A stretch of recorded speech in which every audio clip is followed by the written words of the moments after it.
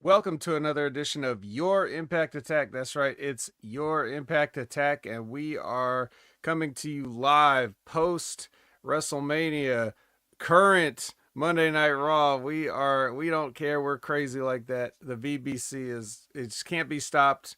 It's we are a content machine. And what is the VBC? Well, I'm the V in the VBC, the vet, Jamie Williams. Hello. With me, as always, my tag team partner, Brandon, as I reach in and tag him. I got to turn on him. Who knows? Who knows if I'm going to turn on him? Uh, yeah. What? How could I? Uh, Brandon, what's going on? Not much, man. Uh Underwhelming WrestleMania, but we're here. But you know what? We had the HMG fam, we had the Bearcats in the house, we had you, we had Jimmy T, we had RBV to get through it, and we still managed to have a good time together, pal. So wasn't all bad. Whoop whoop. All right.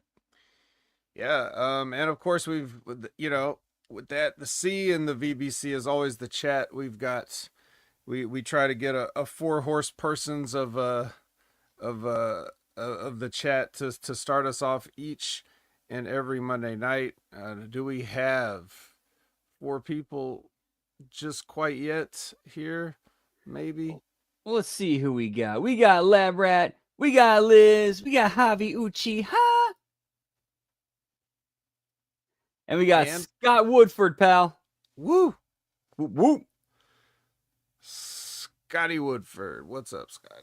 Oh yeah, we had the return of Rusev. I forgot about that. Oh, I don't know. I didn't watch it. Sorry, I'm coming off a conversation we had before we went on air. My bad. Yeah, we have surprise. Well, that's because shifting to WrestleMania talk, because that's definitely all that's been going on this past weekend, past month. Everything's revolved around WrestleMania.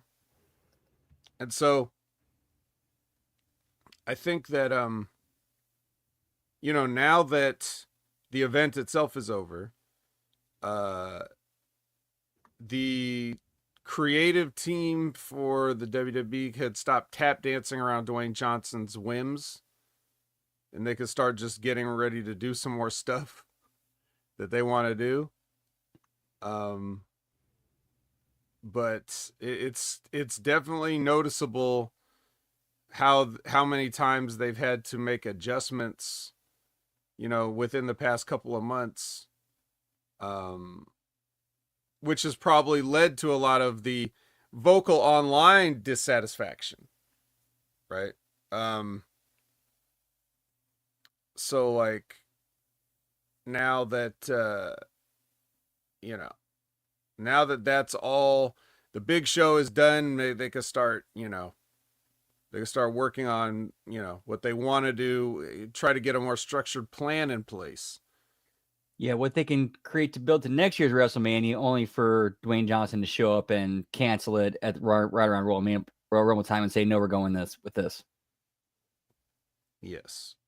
And hopefully that will result in some positive things. Like, let's talk about a big news item of the week, just a little bit, for the people that, if you didn't join us, the WrestleMania watch alongs, the post WrestleMania shows, including even Scott Woodford for night 2 with Jimmy T. If you've been living under a rock or whatever, but you somehow make your way to the Impact Attack, appreciate you. You may have heard, or you may not, that WWE has acquired AAA, the promotion. That's a 1-week suspension. Oh, thought it was from the mailbag. I thought you liked that. Tremendous. But yeah. So AAA acquired by WWE. Interesting phrasing. That WWE acquires it, not any of the parent companies. We don't really know exactly what it means, or what are the bigger plans, or why as of right now. A lot of speculation, but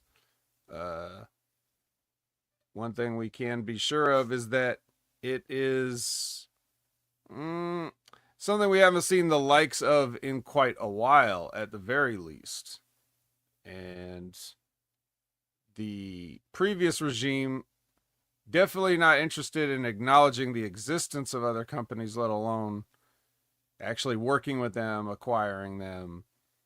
But now things are different. What could this mean for the landscape of pro wrestling? Uh, I don't know. I feel just for me, I have no reason to see it as anything but a positive at the moment. But I don't know. Other people may have different ideas. What about you, Brandon? What do you think? Yeah, I agree with you in that in the moment it's a positive, but we kind of got to see how it plays out because, again, we've seen how WWE handles these sort of things before. I mean, you got the invasion to go back on, but at the same time, this is very clearly a different regime with a different mindset. Hmm.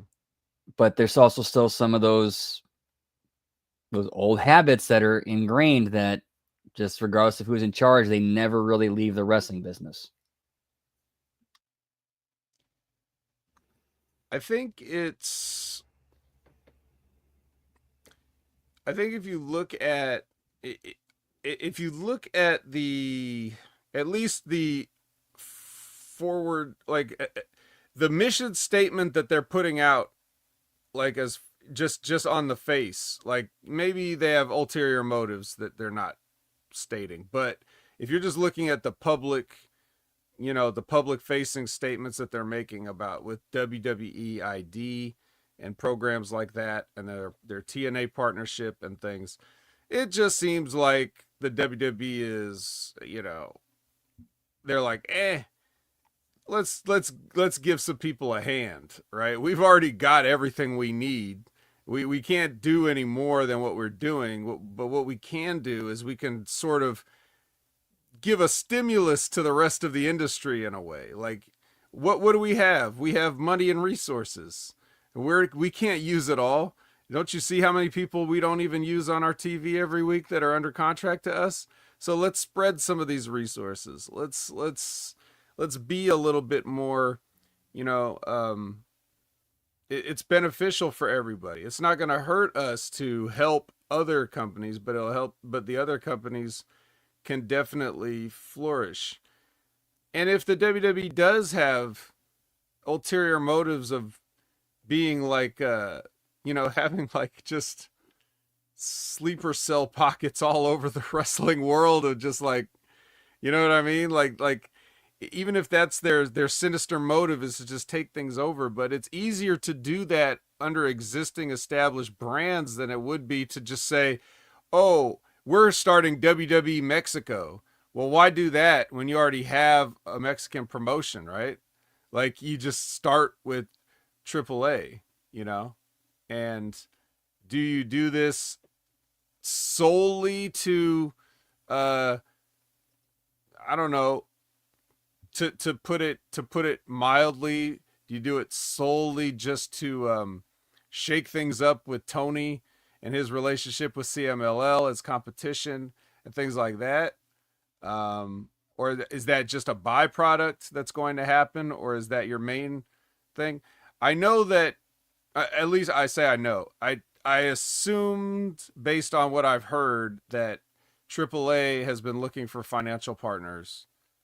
I speculated on the watch alongs that that was a major reason why this is happening, is like WWE like, yeah, sure, we'll be your financial partner, because we could start calling even more shots, and you've already got everything established we can use. We don't have to start a new promotion. We don't have to set up new facilities. We don't have to do anything. We can just, start with this. But anyways, let's put a pause and acknowledge Scott Woodford and Labrat for their kind donations.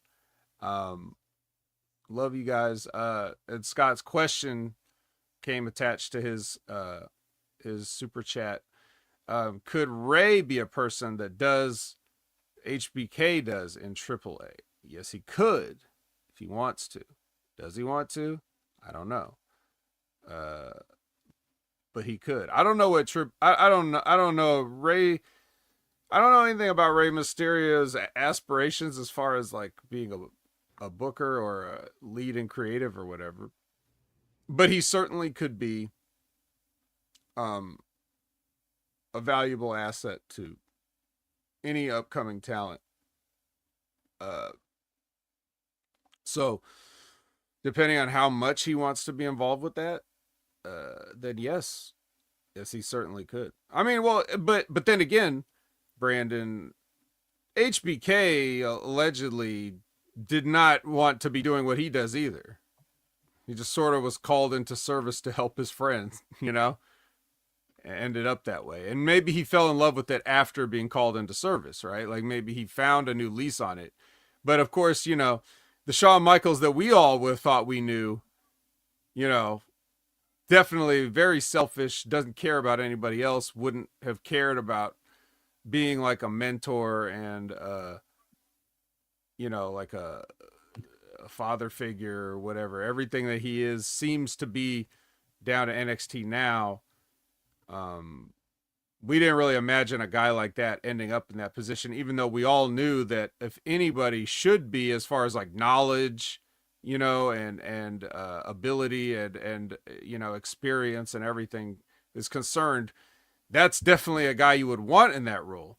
But those guys don't always want to play that role. You know what I mean? So yeah, what do you think about the idea of Rey Mysterio being like a Shawn Michaels sort of like, and at this point, it's not over for Ray. He could still be like a player coach. One thing I could see him when I would influence him into wanting to do that is he gets to work with his buddy Conan again. Sure. Of course, they're always like a phone call away if it's anything just like that, right? Doesn't actually need to set up shop or office anywhere. But yeah, definitely work with Conan. It's a similar thing, right? Triple H, HBK, Conan and Ray. And have you heard that there's actually the creative point man from between like WWE and AAA has already been kind of announced? Is it who is it? Jeremy Borash. Oh, Jesus Christ. Okay, well, I didn't see that, but there you go. There's that. It's kind of announced. And I think that also I think we're seeing the winding down of CM Punk as like an active guy. He's just now done the last thing that he wanted to do. So anything else like from here on out is icing on the cake as far as him being an in-ring competitor, but he's already expressed and spends a lot of time he's expressed interest in and spends a lot of time at NXT. So he's doing that kind of thing. We're seeing these guys, having guys like Ray working with the new luchadors, having Punk working with the kids in America, like those are people that you want because they're the connections to the last, like the last generations that, in terms of like passing the torch and teaching and the knowledge and keeping the business traditions, the good ones or the worthwhile ones alive as far as, just the wrestling business. I see those being good. And, of course, Punk and Ray are good friends as well. So it's kind of like keeping it in the family as far as we got people that kind of have a similar wavelength to help guide the next generation. And hopefully it can guide them away from the kind of stuff that we see on a weekly basis of, just doing whatever in the ring. Yeah, just man. that stuff we see. I'd like to think that, we under a. I really, because I honestly don't know.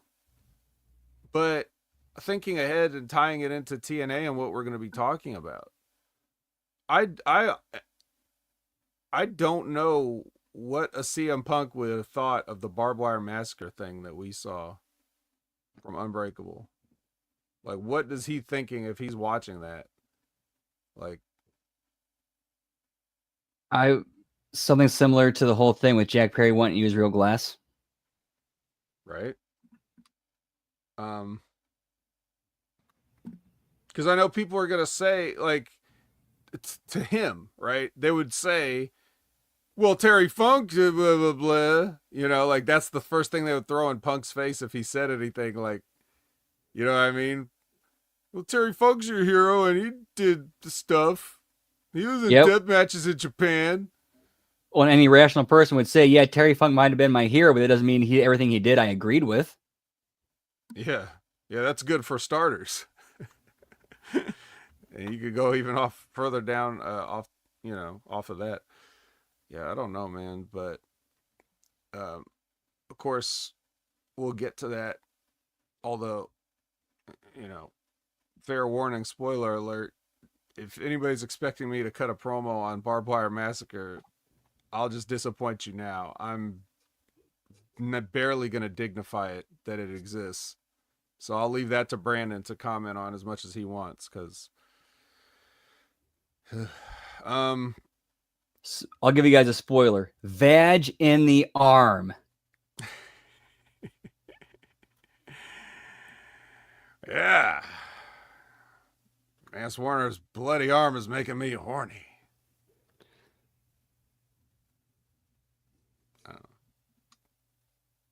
That was hilarious. So, anyways, AAA somehow. And what other news can we really? Oh well, as a result of, we'll just finish up that with this. As a result of WWE's acquisition of AAA, not the car service, but the wrestling promotion. They have announced that 2025 Money in the Bank will air on the same day as the also announced Worlds Collide event on June 7th. So if you thought WrestleMania was the only packed weekend we had on the calendar, you're gonna have if you plan on attending both of these events, have fun with that. But it's the Kia Forum is gonna have the AAA Worlds Collide event, and then that's the Los Angeles, and then also the Intuit Dome is going to have Money in the Bank. So there you go. And that's the week right before AEW is running Grand Slam Mexico. Coincidence? I think not. Nope. No, that's definitely not a coincidence. Like they've said this has been in the works for years, but which I think is given in the time, you're like, okay, let's time this out for this. Let's time this out for that. Yep. Yeah. Man, it is definitely interesting times. But unfortunately, the nature of our world, like, and I'm talking about Earth now, not just like, metaphorical, the wrestling world or whatever. But yeah, it's just the nature of human beings now. It's like stuff gets announced, then we have to talk about it. Then we have to, maybe have a little egg on our face or eat crow because we don't know what we're talking about because we're speculating and all this other stuff. But like, yeah, it's definitely more. It's a content driven. Like we all want to have things to talk about, and the dirt sheets and everybody. So then when we find out the real stuff, so I think, this is more of a, time will tell. That's the approach I always take on it. It's like, yeah, sure, we can say what we think. We could say what we think might happen, but ultimately, a lot of this stuff is a time will tell type of thing. And it's really not.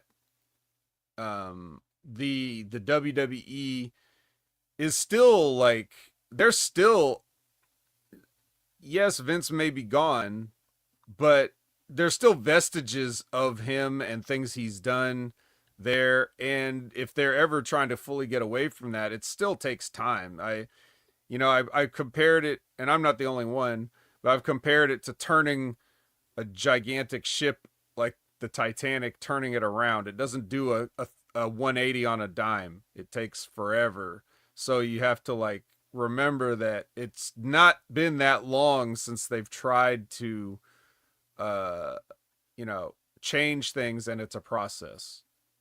Sometimes the process held up as far as legal things are concerned, sometimes contracts, like have to play out, or you know we have to wait for deals to get made or people to become available, all kinds of things. um Even just ideas to get implemented from a pitch to a reality take time.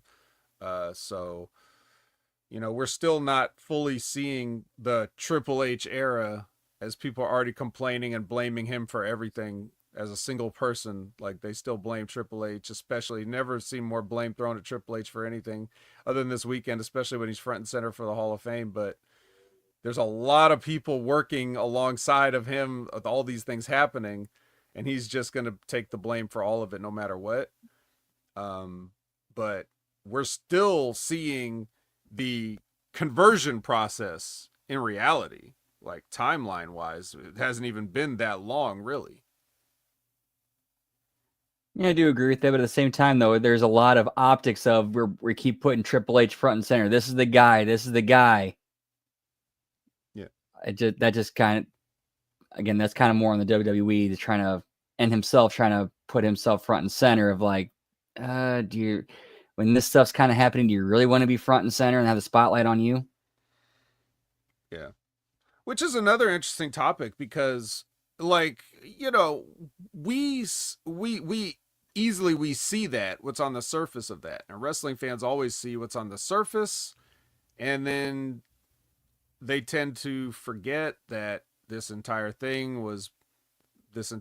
industry, everything is founded on them being grifted. So you never really know what you're really looking at in reality. So that's the idea. It's like, does Triple H want to be the guy that says, I'll take all the heat?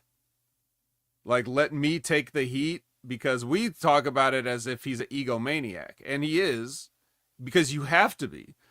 You have to be an egomaniac. This is the guy that said, if you're not in this business to be the world champion, then like, like that's a guy that said that, and he probably believed it to a certain extent. And even if his mind has changed and evolved over the years, evolution, It's a mystery, pal. yeah, slow change that no one sees. Um, but even if all that's true, different things can be true. You can be an egomaniac, but you can also be the kind of egomaniac that's somewhat philanthropic and altruistic, as far as like, I'm the leader, I'm taking responsibilities of the leader, and as the leader, I will take all the heat for everything. If Road Dogg writes something that's stupid and we go with it and it bombs, I'm gonna take the blame for him. It's my creative. Those type of things. Like, it can be true. Both things can be true. It could also be a thing of like, well, obviously Triple H, because he's the most famous of us all, and he's the name that people are going to recognize. So the marks are going to trust, well, hey, this guy's been on TV for, 25 years, longer, 30 years almost. Like, I know Triple H. He's a legend, like, makes sense. There's what he actually does on a day-to-day basis, as far as like what comes down to him and only him. The vast majority, everybody doesn't really know that. you know Even people in the WWE. The WWE is such a big company. You think every single person at the WWE knows exactly what is Triple H's decision and not? You think the people that work in the office or in administrative positions know what Triple H has decided in creative meetings, or do they only know what they have to deal with? Like, there's lots of this is the same the way people treat the United States, the president. Like, what is the president really doing? He's going out there and being the guy that says he's the president, but is he really deciding lots of things? He's not deciding everything, but he's the one that everybody's going to blame for everything. He's going to be the one blamed for gas prices or whatever stupid thing that the president has nothing to do with, right? Well, if you really think about it, it's kind of pretty much structured like it was with Vince McMahon when he had his team, Kevin Dunn in production, Jim Ross in talent relations, Russo and Ferrara in creative. Like if one of those guys screwed up and made a bad decision, but Vince was the one who signed off on it, who's taking the blame? Vince. Right. And the difference there is that, at least the difference we assume, is that it definitely was Vince McMahon having the final say on pretty much anything. But and Triple H being seemingly more collaborative or willing to just have other people's ideas. The way if I had to guess, I would think it's something like he just hears out a lot of people's pitches and lets them run with certain things, and if it doesn't work, they just switch gears. But it's not like, if you convince Vince McMahon of something and it didn't work out, like that would be your job basically. Like that's the way we always hear about it. Whether that's true or not, I don't know. I mean, I just I think overall, like I said at the start, I think things are looking in a positive direction now. I'd rather have and I've definitely said this before. I'm more concerned that everybody's able to show up to work and have a good time and relax and be productive, rather than have to worry that, there is a senile old man in charge, and when the wind blows a different way, we could get a different guy. I think the stability that, comes with that, I think is a good thing for everybody. Mm. Yeah, I do agree with that. I don't know what I would do if I had to, come to work every day, and I don't know what kind of boss I'm dealing with. If I'm dealing with the, hey, how you doing, pal? What can I do for you, boss? As opposed to the, who the fuck are you? Get the fuck out of here. Right. Yeah, I think so. I think it can't be overstated. The fans can just complain about anything because their level of involvement doesn't extend beyond the couch. But I'm more worried about the guys and girls that have to do all that traveling, take all that punishment. They should not be made to feel like, going to work is something that they dread, because it takes up most of their life. Even the stuff that's not, I mean, even when you're not working, you're working. All those time that you spend in airports, in cars, in hotel rooms instead of at home with your families, like, that's all still work, even though you're not doing any work technically for the fans, right? Unless they're stalking you at the airport. But other than that, like, so much more of it is just that more, and you do all that to hopefully get about 20 minutes to a half hour on television every week, but then think of the hours that you spend to get there alone. So, and then that's not even counting all the time that you spend at the gym taking care of yourself, the other things. It's all revolved around that job. The job never really ends, but the fans only see a little bit and they bitch. So that's why I'm always for the boys and the girls, more importantly than anything. I don't care if I'm entertained, as long as they're as safe as possible, making as much money as possible. And, that kind of positive atmosphere will translate into a better thing. Like we were talking about during the WrestleMania watch along. WrestleMania may not have been like the greatest creative or the most exciting or whatever, but certainly we can agree that it had a very easy to watch presentation, and it kind of flew by, whether that was just us having fun or but certainly the length of the show was under 4 hours, and certainly didn't feel like 4 hours. Right. and Raw, like every week, like regardless of what you think about the creative, it's easier to watch than it's been. You know, like some of those Raws from the past 4, 5, 6 years have been absolute slogs. You know, and so even now, if you don't like it, at least you get, like, even if you don't care about the talent, you don't care about what they're doing, but at least when you're watching it, you see like the cool production, the drone shots, you know, uh, they've cut down on a lot of, even the creative point of view, they've cut down on a lot of like just the wacky, lame comedy that Vince McMahon liked, the backstage dumb skits or like trying to embarrass Otis or, whatever. Just like it just seems to be a much more digestible product, even if, like, to make a food analogy, it's like kind of calorie empty, like it's like not really nutritional for you, but at least it doesn't taste that bad. Just, It's food. yeah. Yeah, it's better than it's been, and I've been watching it, for 30 straight years now. Like since 1995, I think I've missed like a handful of Raws. Like maybe I could count on one hand 4 or 5 Raws that I haven't watched since 1995. And trust me when I tell you, this is some of the easiest it's ever been to watch Raw since like the late 90s. Um, so something's happening, and that could just be, we could just be picking up. The reason it could feel that way is just because we're picking up the vibe of a crew, both production crew and the talent crew, that are having fun going to work and doing their best, even if their best sometimes falls a little flat. But I think we're getting the vibe of a good workplace, don't you? It's definitely a way better one than what it was before. Definitely. And then one more thing before we get into the TNA stuff that's related to WrestleMania and TNA. This is the bridge of the gap. If you watched night 2, yes, you waved your hands from side to side and said you believed in Joe Hendry.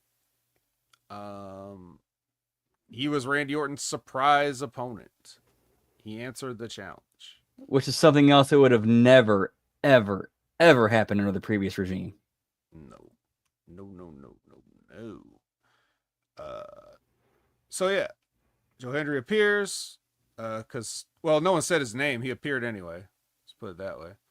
Although I thought it was interesting how earlier on Raw tonight, when Cena made sure to say the phrase "say his name," and then later on that's when Orton pops up. Which I wonder if that was, again, that's where my weird ass mind goes. Was that intentional? If it's John Cena, you can think yes, probably, because he does think about things in those terms. But anybody else, who knows? But if it's John, yeah, he's cheeky like that sometimes. So yeah, so Joe Hendry got a big moment. If you didn't know who he was, you definitely felt like he's somebody. You probably should have known, based on the people's reaction and just the overall general presentation. It could have been better than what they did, but it was fine for what it was. And there was talk earlier in the week about, a proposed program for Joe Hendry that was supposedly shot down by one of the people that was let go from TNA recently. Um, Something about him doing a job for the Miz, right? Like that was the report, that's something that was talked about, and someone nixed it on his behalf. Which, if you think about it, this is actually an upgrade. A job to the Miz as opposed to a job to Orton at WrestleMania. Right.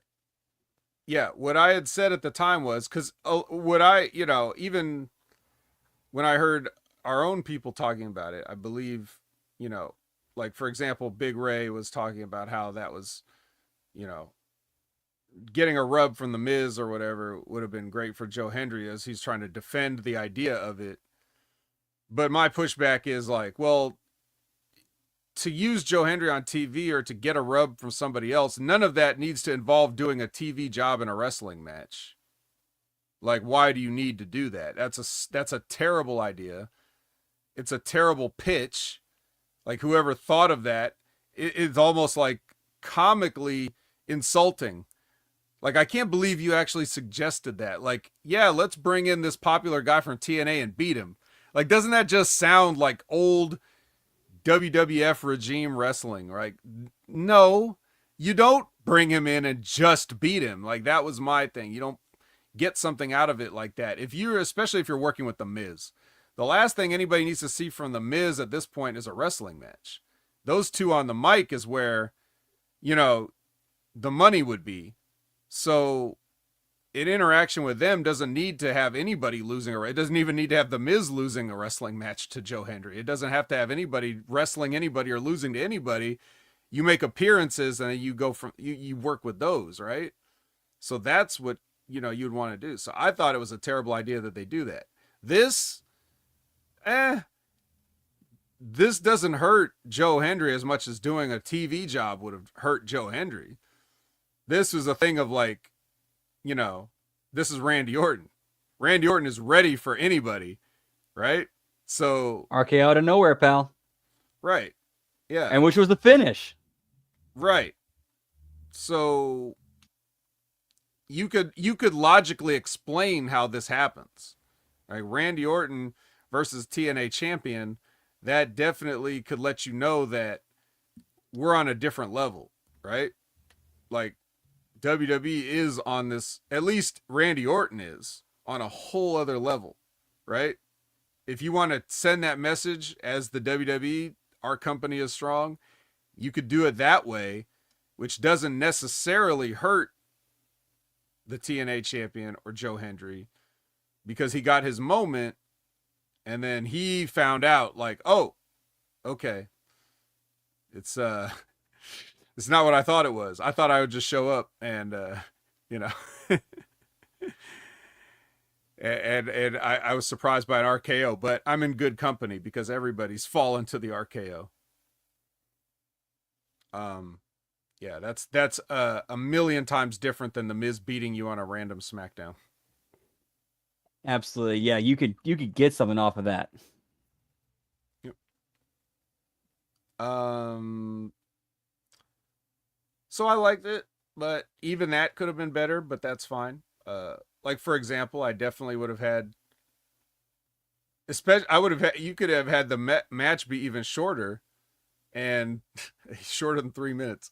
You could have the match be even shorter if you got Joe Hendry to say his like short little promo that he does where he ends with "We believe," like they didn't do that. They didn't do his little promo, and they barely got his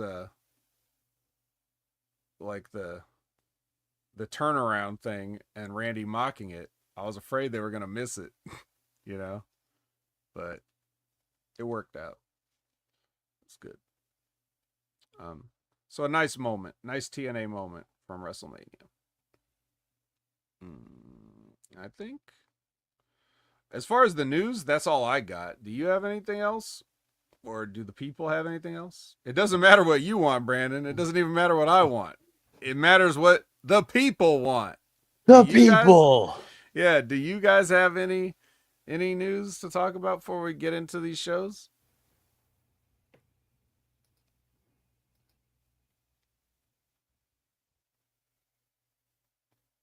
No? Nothing? Okay. All right. Well then, in that case, let's talk about some TNA wrestling. And interestingly enough, I can now ask Brandon, did you watch the kickoff show for Unbreakable? And he could say yes, because technically the kickoff show for Unbreakable was TNA Impact. Indeed, pal. So there. All right, we're going to start with our traditional ketchup packet. Well, it is a ketchup packet, but it's not traditional. You ever see these before, pal? What the? What is that? It's Heinz. Like it's Heinz. It's Heinz. Is that like one of the little dipping sauce type cups? It is. It's the one where you can either like pull up the flap and use it as a dipping sauce, or you can pull the top off and squeeze it like you're squeezing ketchup. What a time to be alive.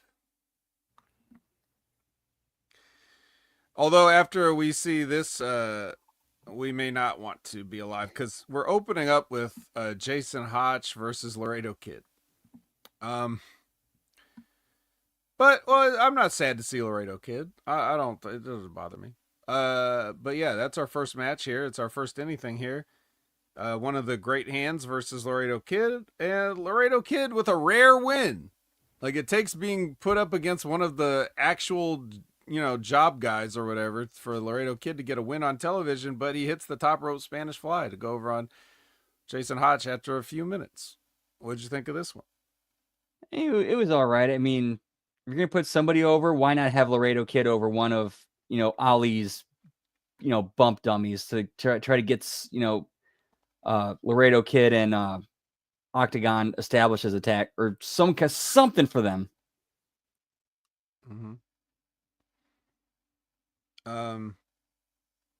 Then we have Leon Slater with Gia and no music underneath. He says he's gonna beat the ass out of Brian Myers, which is some Jamaican slang for kick his ass, I guess.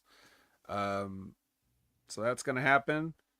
And then Diener is asking Santino about the contract situation, and Santino says that he can perhaps put him in a Ultimate X qualifier match. You could try to qualify for Ultimate X. I guess that's all I could. That's the best I could do for you. I can't talk about your contract, but I can put you in a match. So there's that. Then we get Jasmine Nix from Fatal Influence versus Zaya Brookside. They each have their buddies out there. Zaya has Lei Ying Lee and the rest of Fatal Influence out there for Jasmine. But the surprise comes when Rosemary comes out and spits the mist in Reptilian Britt Baker's face, which is a big distraction. And then Jasmine gets inside cradled by Zaya Brookside. And then Rosemary's like, they're looking at Rosemary like, did you do that? And she's like, I did it. So weird, random, unexplained. I mean, what do you make of Rosemary's just I guess she's just a baby face now. I think it's part of the whole thing. We saw the vignettes of like she's trying to tempt Zaya Brookside to the dark side, and I think that might be like her trying to show, "Hey, I'm your friend. You can trust me." Yes.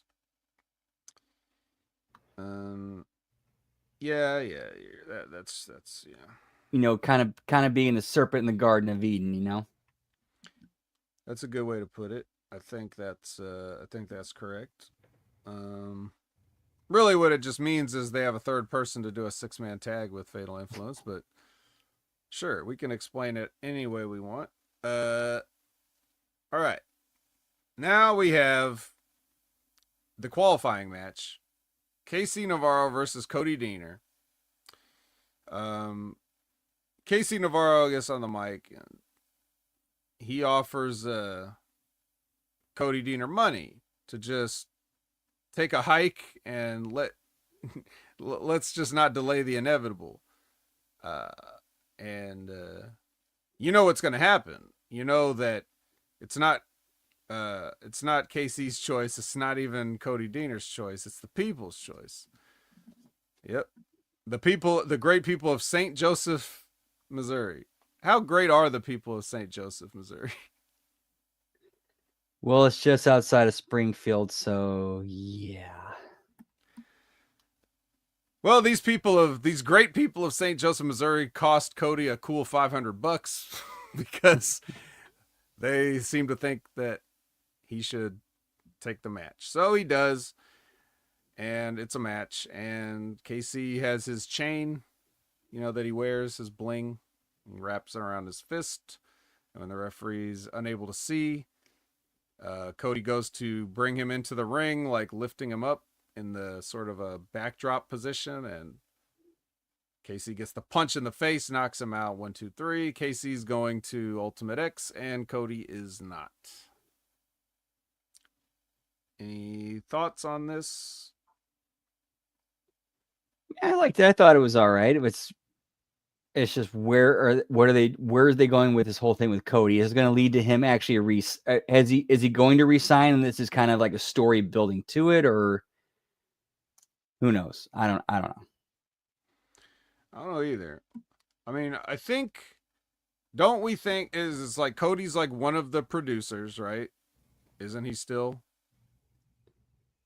Yeah, this could be the way of writing him off as a talent. Yes. Like him struggling, like and that actually would be a good storyline for him. Like he just does jobs on his way out, trying to keep his contract, and ends up just putting people over and not getting it. And he just goes backstage and works the producer. Hey, if I can guarantee that I will never have to watch him on TV again, then I'm for this storyline. I'm all for it. I give this my blessing, yes. As long as that's the payoff. Yeah. But if this is any indication, nobody feels any different, because when he comes out and does it's the people's choice thing, it's very lukewarm at best, so we'll see. Or maybe that was just the good people of St. Joseph. Maybe other people feel differently. But speaking of Casey Navarro, when we come back now, he gets a promo, and he just does a promo. No music underneath the promo, no Gia, no interruption, nobody walking in the middle of his promo. He just gets to finally, no AJ. It's just Casey Navarro, the camera, a promo, a wrestling promo. So, I don't have any complaints about this. Just is what it is. But I don't think we've even had anything like that from him since he's been with TNA at all. So they finally just give him a moment to, get over, I guess. That's, yeah. I liked it. I thought he did pretty well with it, and did at least a decent job getting himself over. Yeah, decent enough. So now, speaking of getting over, and we talked about Maggie Lee before. This is a name that was bandied about on a previous program because the concierge needs a short-term replacement for Ash by Elegance. So here we see on a recap of Explosion, we see Maggie Lee beating Savannah Evans. So just add her name to the long list of people. And yeah. And then she cuts a promo. Similarly to young KC previously. She cuts a promo as well. I just wrote after the promo, ugh. So say she didn't get over it. But was no bueno, pal. Nope. But anyway, that was that. And then we have that leads into our next bit, which is the concierge introducing he's in the ring, and he's Maggie Lee is just there already, and he's there with her, and then he brings, he introduces her to Heather by Elegance, and they're gonna have a tag team match playa, and they're gonna be facing the Dark Dollhouse of Gigi Dolan and Paxton Tately. Yes. This was, to be generous, to say this was sloppy, it's an understatement. But, and even, goddamn, that, they hit that move on Heather at the end, which they call a cemetery drive, and I know why. Because if you're going to do it like this, somebody's going to end up in the ground sooner or later. How do you mess up your own double team finish when all the person's doing is just standing there taking it? They definitely, they even on the replay, they had to get a different angle. They had to get the best angle they could to show it. It was so bad. But Yeah, that was rough, pal. the business was done. Um and then afterwards, apparently Heather did survive because she's in the back, and all these women's tag teams are coming up and yelling at her so much that she just, in a fit of stress, says that they can have a fatal four way for the tag team titles if they'll just stop yelling at her. What do you think about that sort of? What do you think about that? That's a good build to a championship match. Just yell at the champion until they can't take it anymore. Is that a good? At least it's not jumping them backstage or the same old stuff we always see. Stop it, stop it. My mental health can't take it anymore. If it'll make you leave me alone, we'll have the match. Ah. Yeah, great build. There should have been a WrestleMania match with that build. But yeah, so the teams in question, of course, Dark Dollhouse, Meta Girls, Spitfire. They're all just yelling at poor Heather. And then uh the concierge is like mad at her, like, do you realize what you've just done? Which is like, and Maggie's there too. She's just like, I just got here. But yeah, it's like, does she realize what she's done? What has she done? Is she's not the authority to give matches? Doesn't Santino have to approve this? Which it's my first day. Oh man, I'm not even supposed to be here today. Okay. Then we get a little a retrospective of sorts about Unbreakable, the event itself, and how that we're all here thanks to the Samoa Joe, Christopher Daniels, AJ Styles triple threat match, the most legendary match of TNA, as Santino would say, of all the times. But yes, when we see some of the match, we get to see like the last couple minutes of the match. They show that here, so we're just, in the tradition of the WWE now putting a match in the Hall of Fame every year, now we're seeing TNA is paying homage to a match from Unbreakable that is still talked about in triple threats, the annals of triple threat history.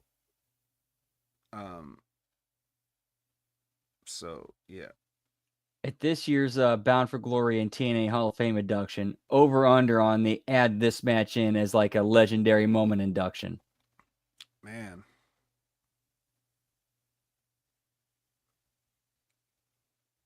Yeah, well, I think it's even. I actually think it's even. They could go either way on it. I do agree, because like the precedent has been set, and they've been just hyping the shit out of this match. Yep. And as much as they hype old stuff, you'd think they would put a little more effort into that Plus app, but I wasn't really seeing that much of a shill for it. Yeah, right. Hey, check out this, this fantastic match and other, great TNA moments on our TNA Plus app. Yeah, it's oddly absent. Yeah, you can watch the whole match on the app. Yep. There's not, I don't know, but you know what you can do? You can get yourself an Unbreakable Chris Bay t-shirt if you'd like. It's a new merch item that you can get on the shop TNA. And then we get a promo by the other AJ, not the one from the legendary triple threat match, but the one that here, AJ Francis. He gets a promo. It's just a regular promo about his upcoming. He's got to be in the triple threat tournament. Speaking of triple threats, the whole triple threat tournament's in honor of this match. And he's out there. You can see one interesting note that I noticed about AJ Francis promo, because it was a fine promo, nothing different than he usually does, but what I was noticing in his glasses, the reflection of the crew shooting him. Uh, just a little. It's just they had about 3 guys there, like right in front of them. So yeah, there you go. Little Easter egg for Easter weekend. Mm, Joe Hendry and Masha Slamovich cut a promo. Nothing really amazing.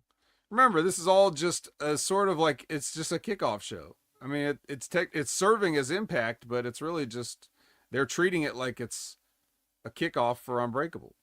Yeah, I think during the watch line I referred to it as a 2-hour Sunday night heat before a pay-per-view. Yeah, that's pretty much exactly what it is. Um, we get another match. It's Jakara Jackson with Lash Legend in her corner versus Danny Luna with Jody Threat in her corner. And that's a thing. And then there's I can't recap this. I can't. This has been a busy week. I couldn't be bothered. But Danny Luna definitely hit that move that she does. What is it called? The lunar landing or some shit like that. If it's not, it should be. But I think it is called the lunar landing. is it? Okay. Yeah, I couldn't remember if that's just one of the funny off the cuff things I made up or whether they actually said it. No, I've heard it called that on commentary. Okay. So they did one thing right. But yeah, lunar landing, and if you don't know what that is, it's the same move that Evil does called Darkness Falls, where it's like a fireman's carry into a sit-out powerbomb.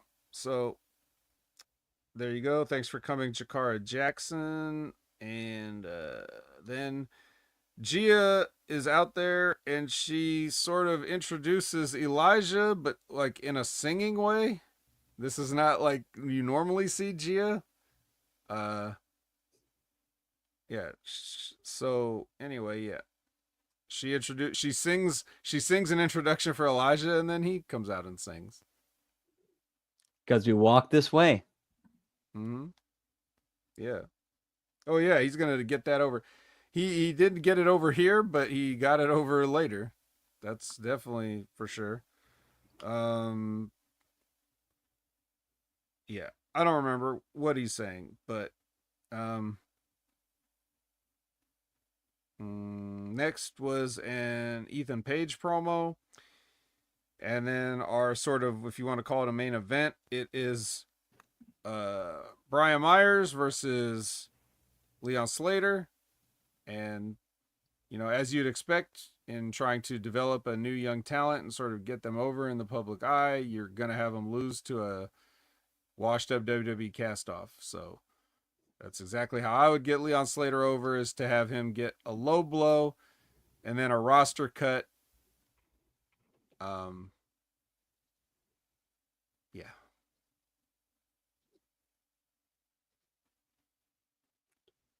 How long has it been since he like the reasoning behind him calling that thing the roster cut?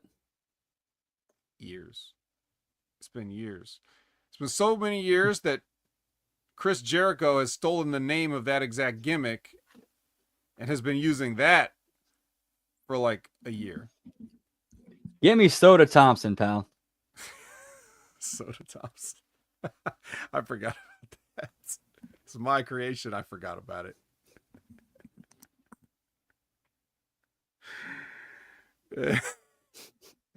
Soda Thompson. Oh my God, Soda Thompson, the long-time Impact Attack listeners. Oh my God. Yeah, so that was it. We are ready for Unbreakable now. Unbreakable. Bruce Willis and Samuel L. Jackson. That's right. I should have known way back then. You know why? Because of the kids. They call me Mr. Glass.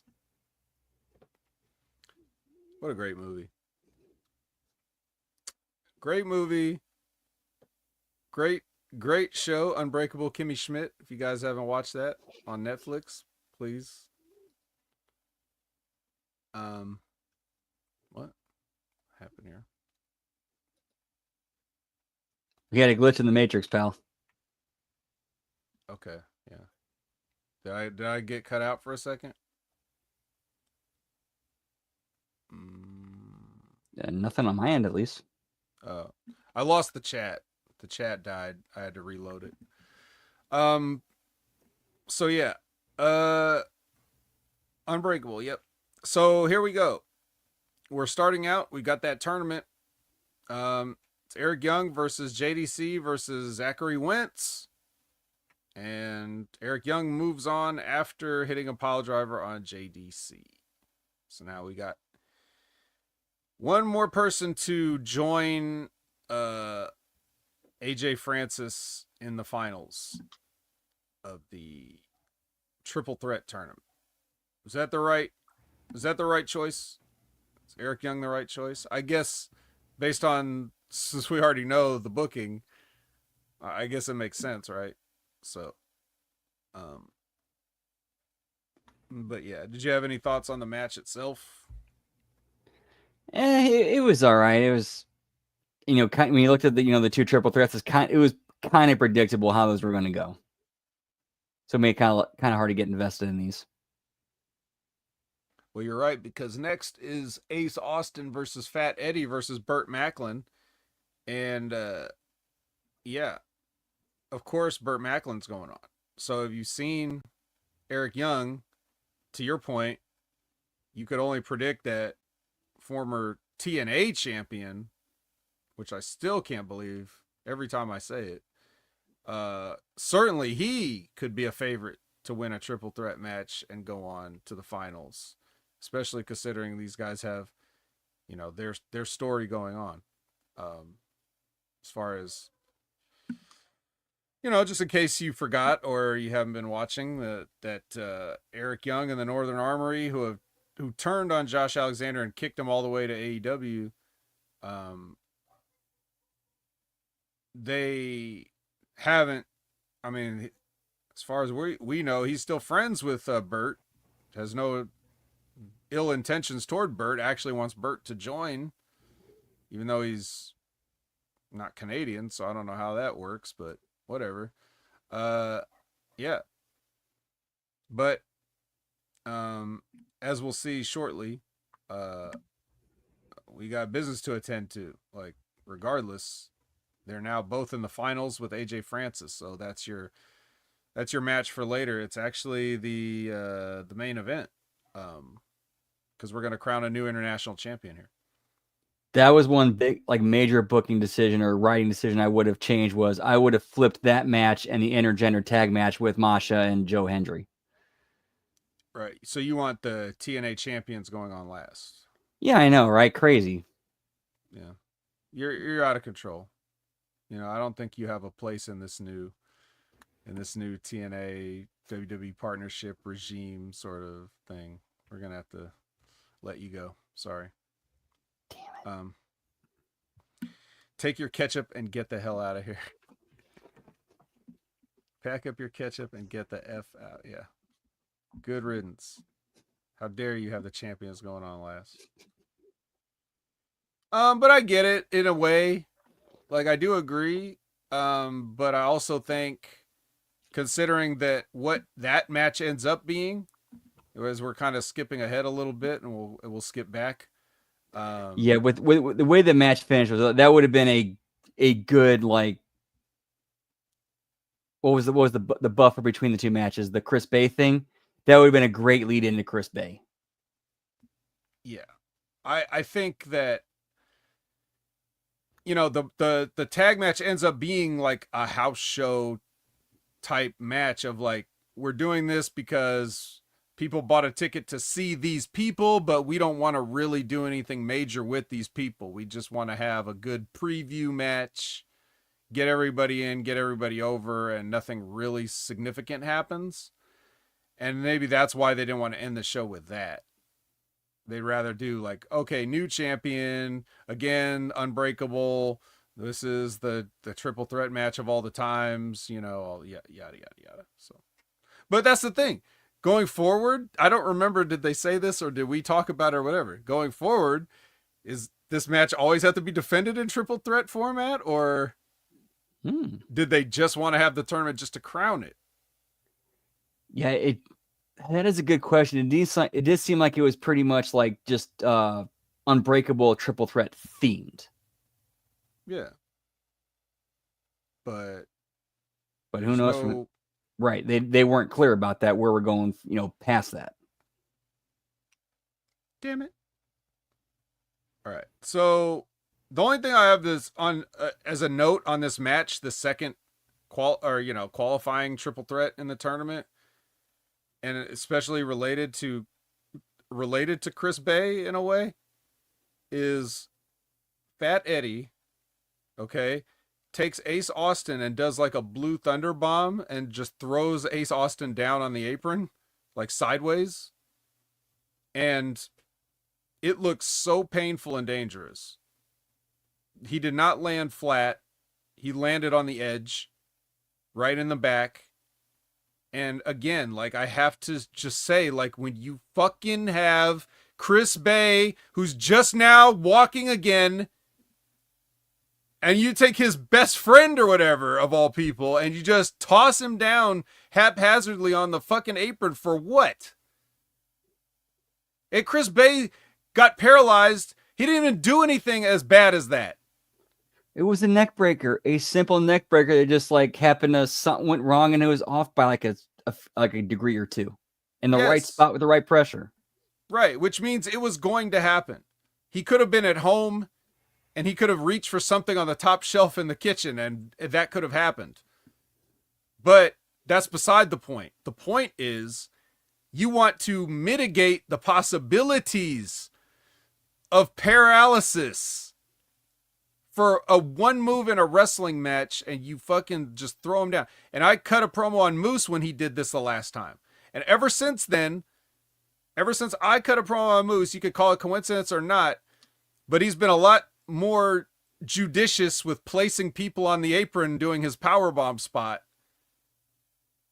Because the last time I cut a promo on him, he powerbombed somebody like this, where it was on the edge of the apron, and it looked like it really fucking hurt. Whether he got injured or not, I know it hurt.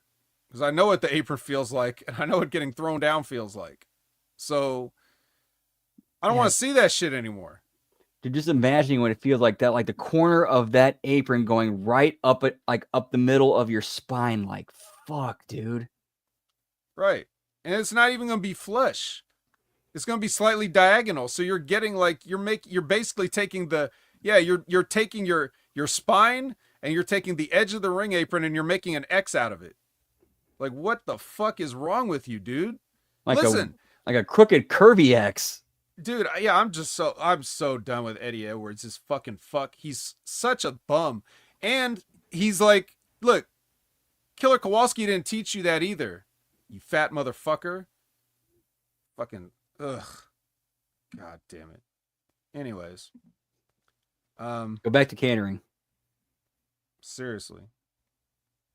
Well, anyway, it's a KIA on Fat Eddie. So he takes the fall in this, and Burt moves on.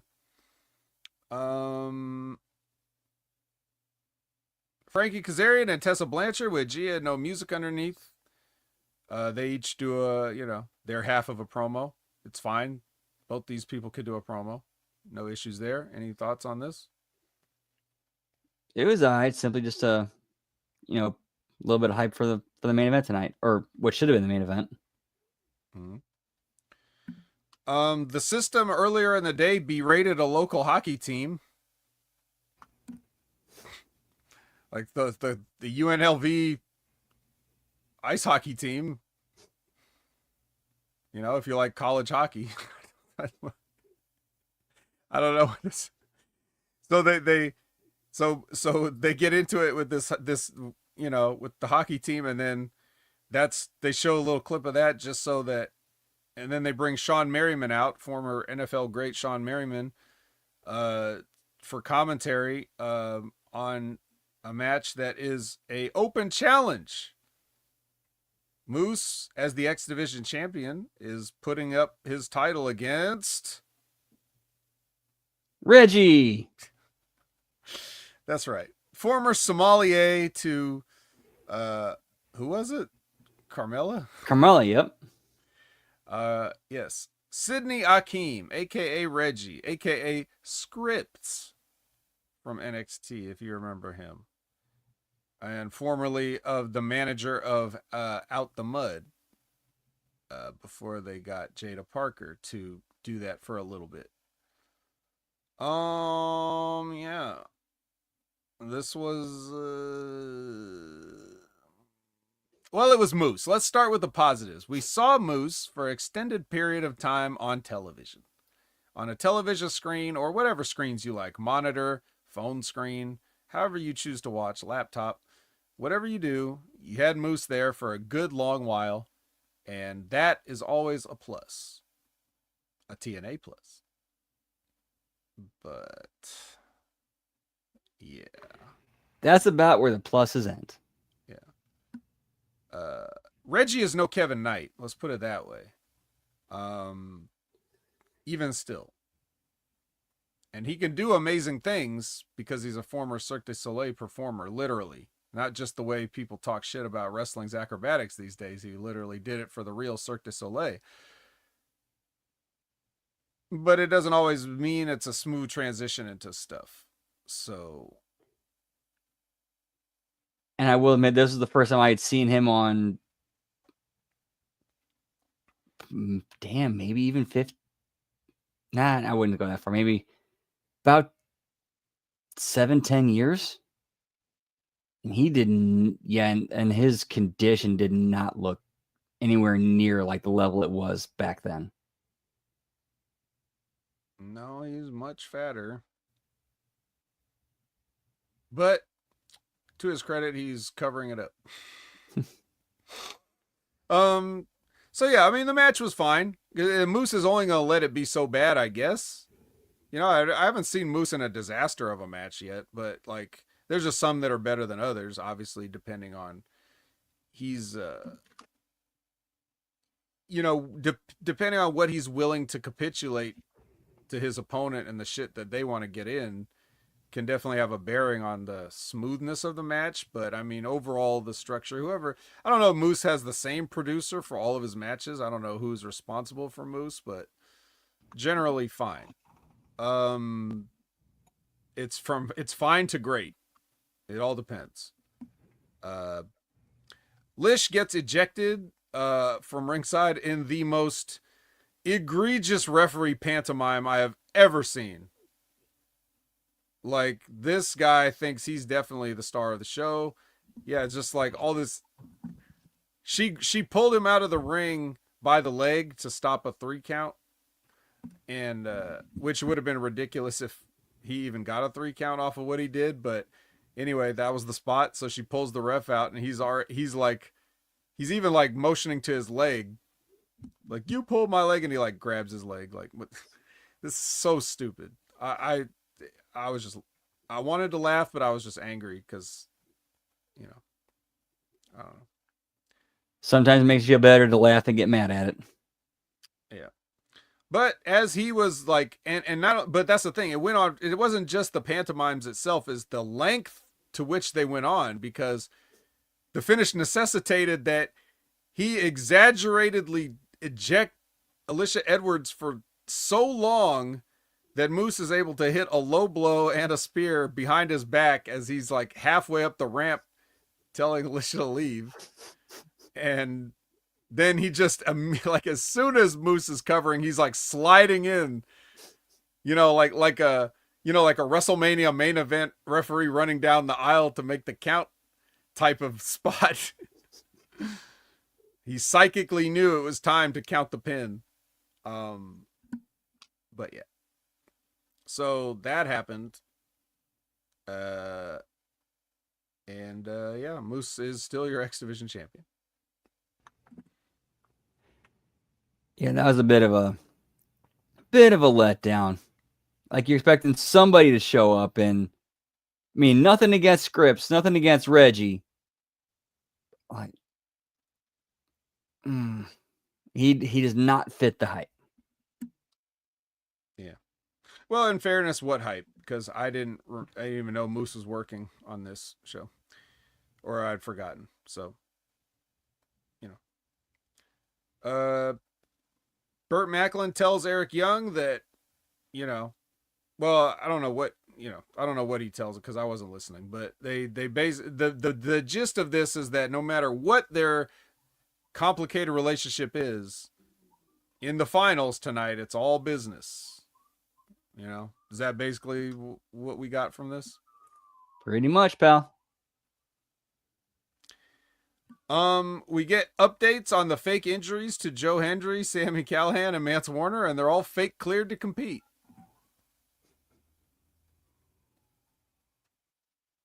Hooray. It's like, yeah, I see both of you guys took each other's eye out. But as a doctor, my medical opinion is that you should be fine to wrap barbed wire around yourselves. Right? I mean, it's basically what we're saying. And Joe Hendry, yeah, you tore your rotator cuff, but you don't need that for a sport that's all about pushing, pulling, and grappling.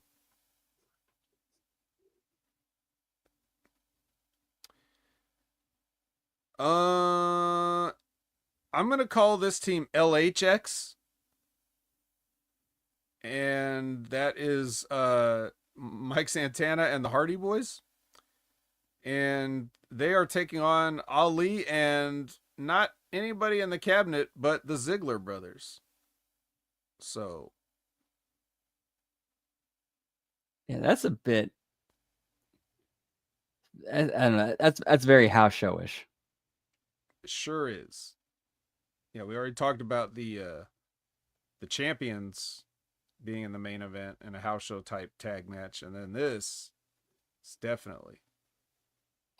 And speaking of that, because I just was reminded, I didn't make a note about this, but I'm reminded of talking about it and saying house, because this breaks that streak of TNA looking like they're actually selling out buildings. Even the hard cam seats were half empty. It looked awful. So,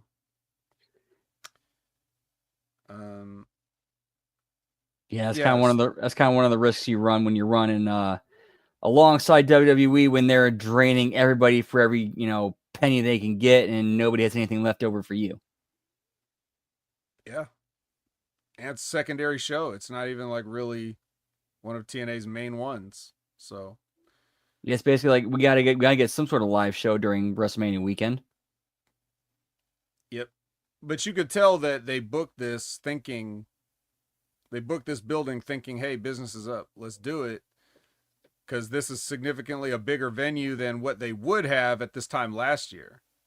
But now that they're booking bigger to fit more capacity, now they're not drawing it, or at least not on this day.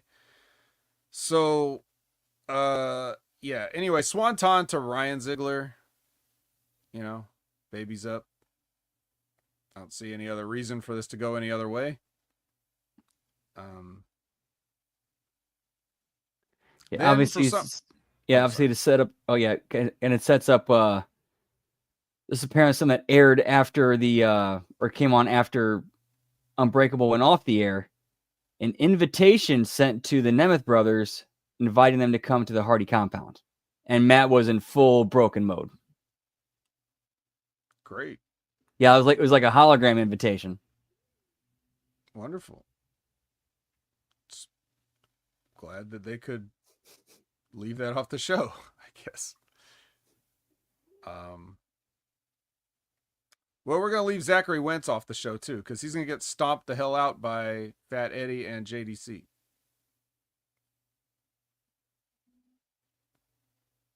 I don't... Yeah, where'd that come from? Yeah, I wasn't sure. I was like, did I miss something? Like, where... The Rascals in the system, were they already... I don't remember seeing Trey anywhere. Yeah, I don't know. I don't get it. Am I missing it? Anybody? Oh, all right. Well, it happened. We got some nice people in the crowd here. They make about 30% of the audience is these people that we're gonna show on camera here. Debbie Gibson, you remember her? Apparently, big TNA fan. Debbie Gibson. What was her song from the 80s? Liz, I'm looking it up. Sorry. help. Debbie Gibson. Uh, my old buddy, Victoria Crawford, was there. Front row seat, front row center. Um, and some guy named Ian Malcolm, who's apparently on 90 Day Fiance or some shit. Just all the greats. It's apparently she was a teenager who had some hits in the 80s. That's kind of about it. Yeah, it's a big name. A little before your time, I guess. But A little bit. yeah. Debbie Gibson. Does it have a list of those hits? They usually put like the big songs at the top. Let's see. It was what it is. Foolish Beat, Lost in Your Eyes. Lost in Your Eyes? Is that it? Oh. Well, she was there. That's the main thing. Let's see. Only in My Dreams, Shake Your Love, Red Hot, Out of the Blue, Foolish Beat, Staying Together. Yep. Only in My Dreams. Yeah,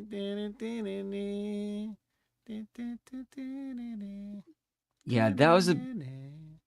Yeah, looking at that was about a year before I was born. Well, damn it. They had music all the way up till today, after you were born, pal. You could have heard it at any point.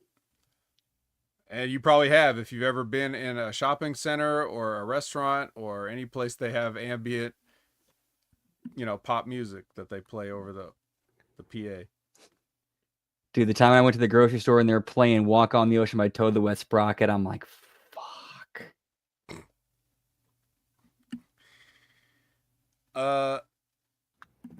Yeah. All right. Now it's time for our house show main event. Joe Hendry, Masha Slamovich versus Frankie Kazarian and Tessa Blanchard. All right, 1 sec, doggo, 1 sec. Okay. So again, this is like we already talked about.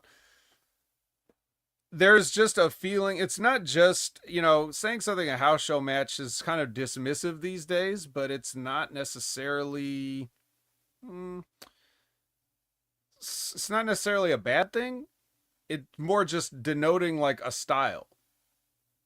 Like you're able to slow things down a little bit, let the audience digest stuff. You might do a couple of like little comedy spots or something, even if it's a little bit out of character, but you could do it for the house show just to entertain the people, whatever. It's so I was just explaining how the house show matches are slightly different than what you might see on a TV match, but it's not necessarily a bad thing, even though sometimes people use it as in a negative connotation, like it's just a house show match. Which, hey, house show matches are the most fun matches you can see, especially when you're there.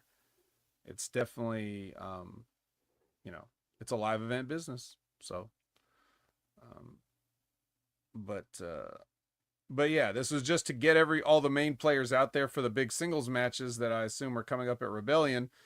Well, actually, Joe Hendry's not singles, but he's in an unbreakable triple threat, pal. That's right. You should get that. Yeah, I'm sure the new international champion will be looking on very attentively here, especially since he used to have that other belt too. But at one point, spoilers. Oops, I spoiled it. Sorry, everybody who was listening. At one point, Frankie Kazarian goes for a clothesline, and Joe Hendry ducks, and he clotheslines Tessa Blanchard. That's what she gets for holding. Wait, was she holding? Who was she? I don't even remember. Was she holding Masha or was she holding Joe? Was Tessa Blanchard holding Joe? That's a good question. Well, you know what? She did beat Brian Cage, so it makes sense. That's true. Yeah. That's actually, yeah. So, well, whoever she's holding, she got the clothesline from Kaz. And then Masha takes him, and gives him like an enziguri or something, and Joe Hendry hits a standing O. So. Oh.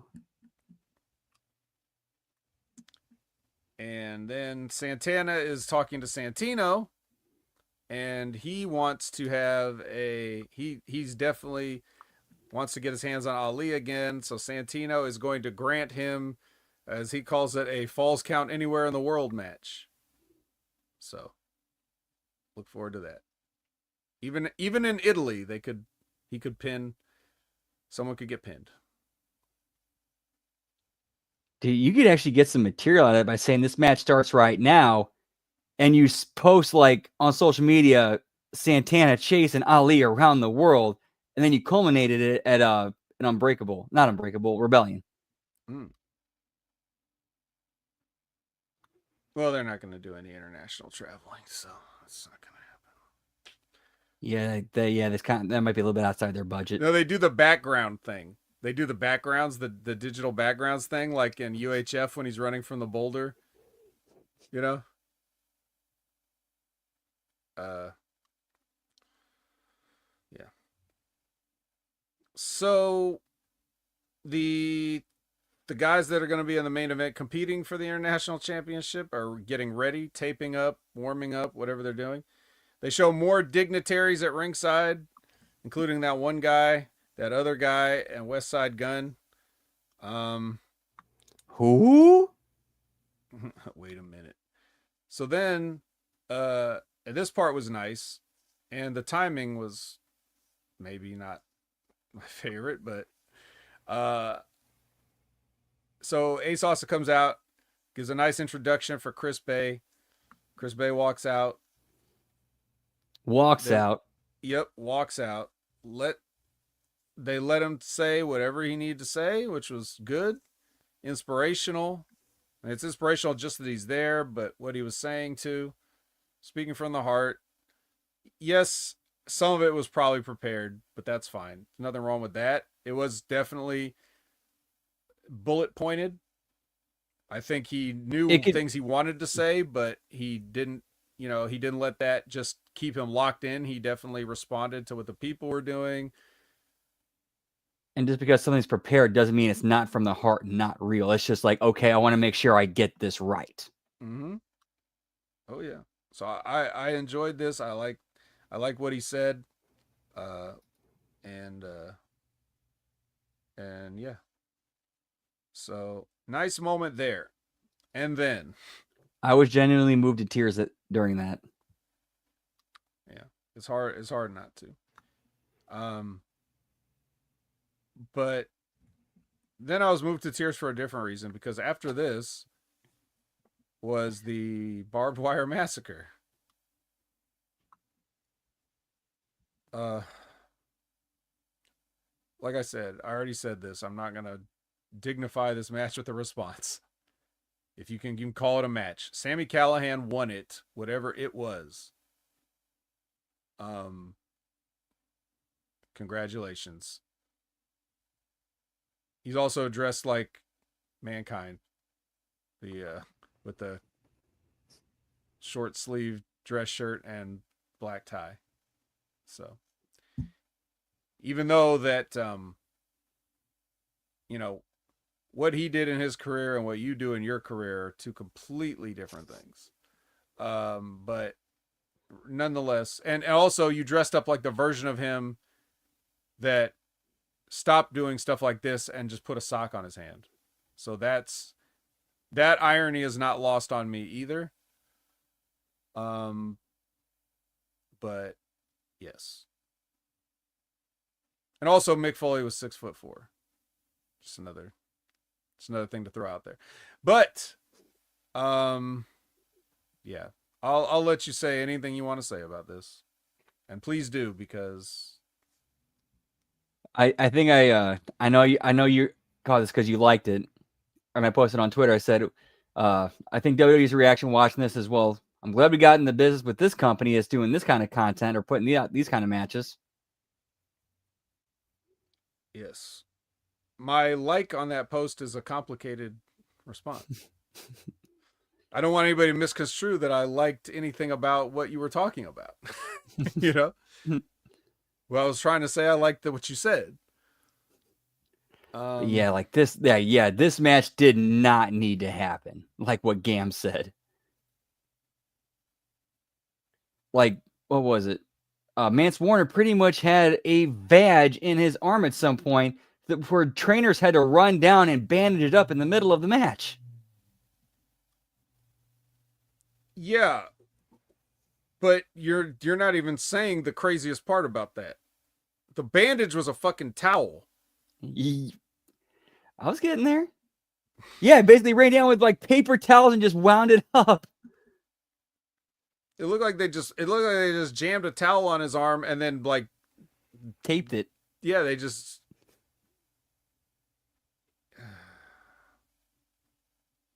ugh. And the only thing that reminded me of was like did you ever watch Lockdown 2010? I doubt it. I was there live when it happened. I remember sitting next to my grandfather. We're watching the pre-show where they're having it's RVD versus I think it's James Storm. Representing whichever team, whoever wins that match, their team gets the the man advantage in the lethal lockdown. And there was this part where RVD got his head like split open, and there was like kind of like a little flap of skin, and he was bleeding. But then Storm like harpooned him into the cage, and something happened where like that flap of skin got caught, and he slid the wrong way, and it sliced off. And me and my grandfather, we remember watching that a giant flap of skin just slide down the front of the cage like went through a cheese grater. And he had this giant gash right in his forehead. That's what that wound in Mance Warner's arm reminded me of. I vaguely remember, as you explain that, I vaguely remember probably hearing about that if I didn't actually watch Lockdown itself, but those kind of things can happen accidentally. Yeah, if it's an accident, yeah, like with that, that's one thing.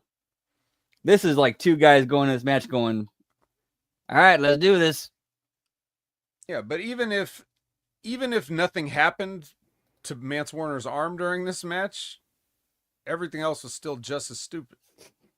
True. Can't argue even that. If nobody got hurt at all.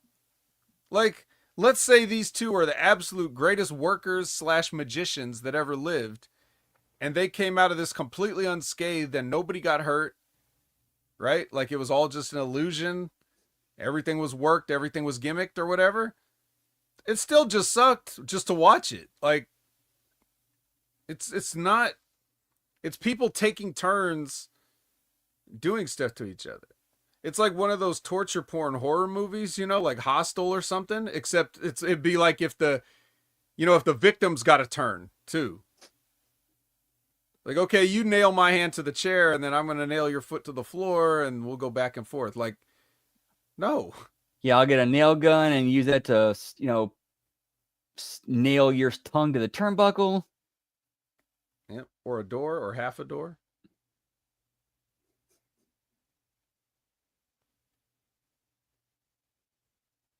Yeah, I don't know, man. I don't know. Like, I don't know. And Mance Warner is half-ass entertaining as a character. So he really doesn't need this stuff. But it's just become part of what he does, So like I don't know if he's sort of typecast himself or if he legitimately really loves this and wants to do this. I don't know which one. I don't know what degree. I don't know anything about the guy really. So I don't know if it's something that he feels obligated to do but doesn't really want to, or whether he really wants to because it's all he knows. But most of what I saw from him is in his MLW run, and he really didn't do things like to this degree. He did hardcore matches and shit so that he could be a brawler, but he wasn't doing all this, like not like this. Maybe he wanted to. I'll say this much. I have never met Mance Warner. I don't know him. I've never had a conversation with him, but I've met with and had conversations with people that I've shared locker rooms with who do these types of matches, these death matches, the barbed wire, the broken glass, the light tubes, all that shit. And to them, that's my form of art in wrestling. And I'm passionate about it.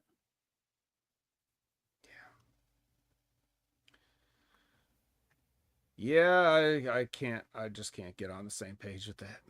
No, me either. But it's like at the same time, it's okay. I gotta understand what makes you think that, like, what drives you to do this. Even if I take it on their terms, I don't understand it or agree with it. Because it's not it's what they're doing is essentially it's not even contextualized within the art that it's supposed to be. Like it never seems to make sense or there's ever any like psychology in the way that a traditional match with good psychology would have. It's just we're going to abuse each other and we're going to cooperate to let it happen. You know? It's like I it'd be think one it's thing. It'd be like think about this. If you had a wrestling match and they tell you there's no rules, right? What do do you they want my? always do? They go to the absolute worst they can go to. Right. But I mean, more to my point, they bring a bunch of stuff. Whether it's like a shopping cart full of stuff, a garbage can full of stuff, they bring these things, but it's always the same things. Like you're gonna see a chair, you're gonna see a cookie sheet, you're gonna see a kendo stick. These are the pro wrestling things. Or like if you're talking about these backyard motherfuckers or whatever, they just gonna have light tubes, right? Because why wouldn't you just have fluorescent light tubes laying around? Obviously, if you could do anything, the weapon you would choose is the one that immediately breaks upon impact and, whatever. Like, if you're just going to get to that point, why don't you just bring like a hunting knife and skip the breaking the tube part and just go straight to the trying to stab somebody? Like, what's stopping you from that? The knife is smaller and easier to carry.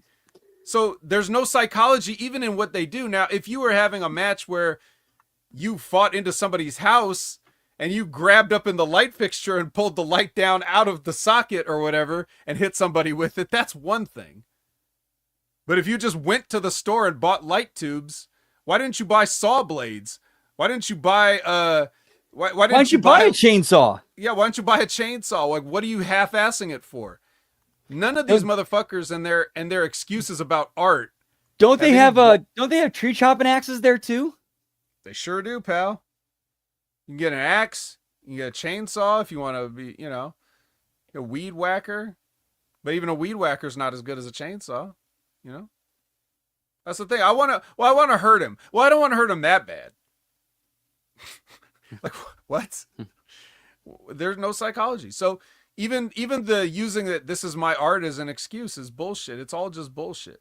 What they're really saying is I'm not good enough to do the art.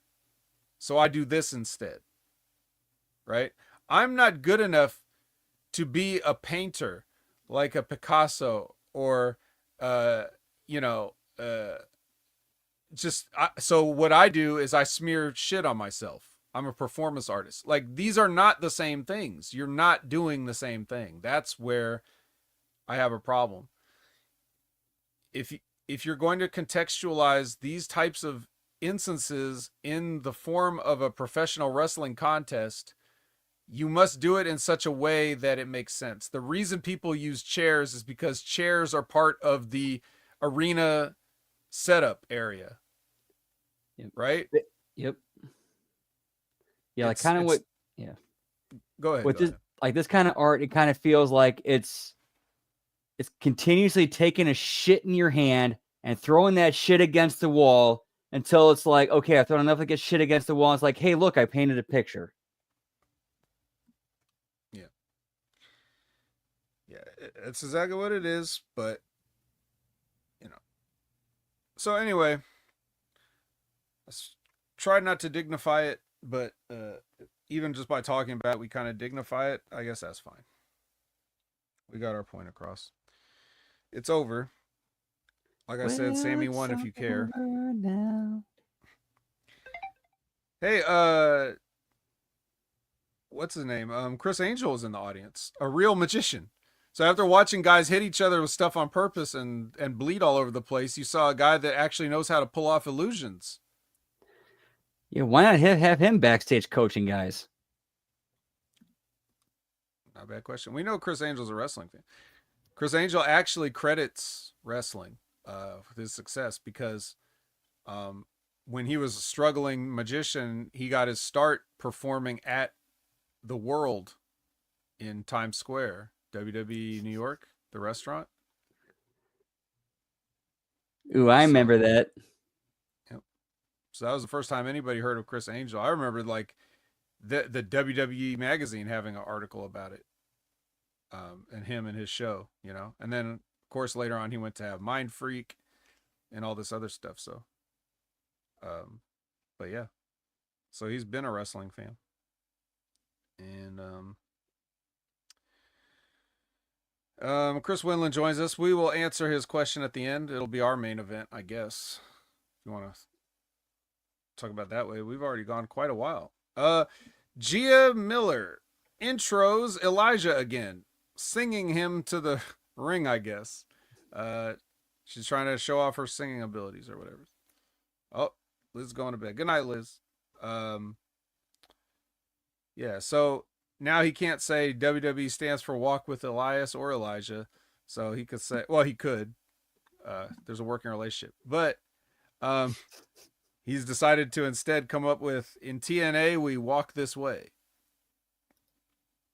I mean, they do once the mics work. Because, again, it wouldn't be a TNA pay-per-view without audio issues. So as he's trying to get his headset mic to work, he has to improvise his promo and be like, don't cut the mic off on me now, or whatever he said. A TNA tradition since 2002, pal. Damn right. All right. Well, anyway, new tradition. International champion. AJ Francis versus Eric Young versus Burt Macklin. Our final triple threat in honor of the great Samoa Joe, Christopher Daniels, AJ Styles unbreakable match. That's the greatest of all time and put TNA on the map and is the reason they're still here. All of this time that TNA has been like the cockroach that just wouldn't die, it's all because they've been riding that match, and the profits that they've made have all been based on that match. They're still selling merch of that match, NFTs probably from that match. They owe everything to that match, or at least that's what it seems like after this pay-per-view. Get me the Smoking Samoa Joe NFT, pal. Well, if you were paying attention, I spoiled it. It is Burt Macklin, FBI, your first international champion.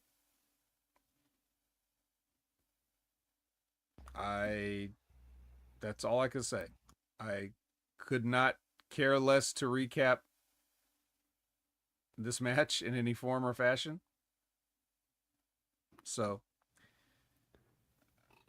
and unfortunately, I picked the worst possible time to not have anything to say because Brandon was busy. But what do you got to say about this main event? The finish kind of shocked me because I thought they're going to go the obvious route of Macklin and Young canceling each other out, and Francis capitalizes and walks away with the belt. He goes off and does his thing and defends it, and Macklin and Young go off and do their thing, and yeah, but we did not get that. No, we did not. So it surprised you, but was it a welcome surprise? Would you have rather seen AJ take this?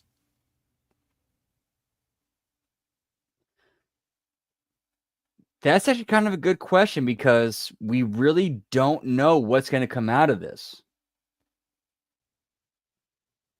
Although, with hindsight being 2020, I'm going to, I would bet that, 3 months from now, we're going to be like, yeah, it should have been AJ. Yeah. Out of 3, it should have been AJ. Yeah, probably. I like AJ with a championship. I mean, if he's not currently holding a championship, he needs to bring the Cheez-It belt with him everywhere. In my opinion, it's heat. So, but, what do I know? All right. Well, that was Unbreakable. Great job, everybody, especially Mance and Sammy. Let's answer the question from the great Chris Winland. He says, how would you guys revamp the draft, if at all? I missed the lottery method. What if WWE were to include TNA, Noah, and AAA in the draft? Would that shake things up? Do these partnerships help stars grow? Ooh, there's a lot of question. I'll go ahead and answer that first. As far as the draft goes, at this point, I would kind of seeing all these different brands that are brands and styles and internationalities that are under the WWE umbrella now. I would say get rid of the draft and start putting people or wrestlers where they're would like which brand would fit their style best, and then cross promote across the entire umbrella. And then occasionally you can do cross promotion stuff. I don't know. I would just keep them separate and keep them their own brand, their own style, and then eventually, occasionally, like this Worlds Collide that's coming up. That's when you have the cross promotion and make it special. Make that the draw.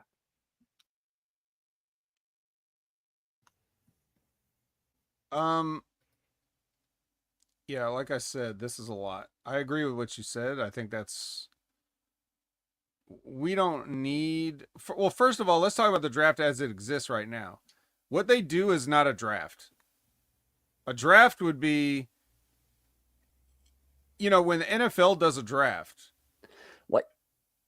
like if, for example, like if NXT or TNA or even some of the undercard of AAA are like ready to come up to the main roster. Okay, they're like you can say AAA, NXT, Raw, SmackDown, they get the pick.